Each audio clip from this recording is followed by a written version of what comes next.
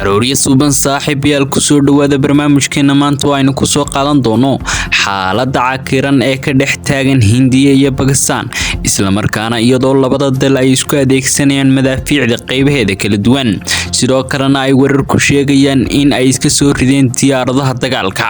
Haddaba barnaamijkeena maanta waxaynu kusoo qaadan doonaa xogihii u dambeeyay dagaalka iyo waxyaalaha labada dhinacba laga yiri. ugu yaraan 8 qof ayaa lagu dilay magaalada Ponchon ee ku taalla waqooyiga galbeed ee Hindiya kadib madaafiic ay ku garaaceen ciidamada Pakistan ee gobolka Kashmir sida uu sheegay sarkaal maxalli ah. 29 qof ayaa ku dhaawacmay duqeynta sida sarkaal maxalli ah uu sheegay jariirada caanka ee FPB. tani waxay ku soo aadaysaa iyadoo ilo ka tirsan ammaanka Hindiya ay sheegeen isla markaana ay tilmaameen 3 diyaaradood oo nooca dagaalka ay leeyihiin ciidamada cirka Hindiya ay ku burbureen dhulka Hindiya sabab aan la ogeyn oo la xaqiijin kadib iska horimaadkii ka dhacay labada dal ee Hindiya iyo Pakistan. sarkaal Pakistan ayaa sidoo kale ku dhawaaqay in gantaalkii Hindiya ay ku garaacday masaajidka ku yaala Baharpur ay ku dhinteen 13 qof ay ku jiraan haween iyo carruur.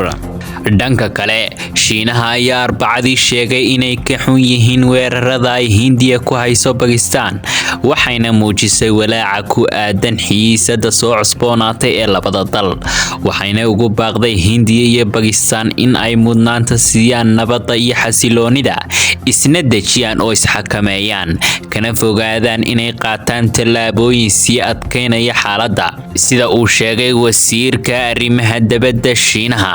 sidoo kale madaxweynaha Mareykanka Donald Trump ayaa rajo ka muujiyay dagaalka u dhexeeya Hindiya in si degdeg ah u joogsado. waa wax laga xumaado ayaa uu Trump u sheegay saxafiyiinta isagoo ku sugan xafiiska Oval Office-ka isagoo intaas ku daray inuu hadda ka war helay inuu qarxay dagaal u dhexeeya labadan wadan.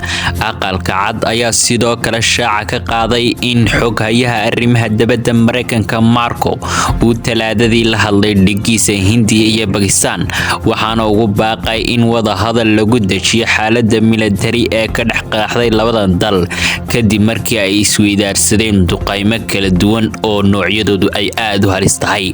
haddaba wixii warar ee ka soo kordha xaaladda taagan labadan wadan ee Pakistan iyo Hindiya waxaad kala socon doontaa channelkeena Salman Ismail Lure. like share fi amanillah.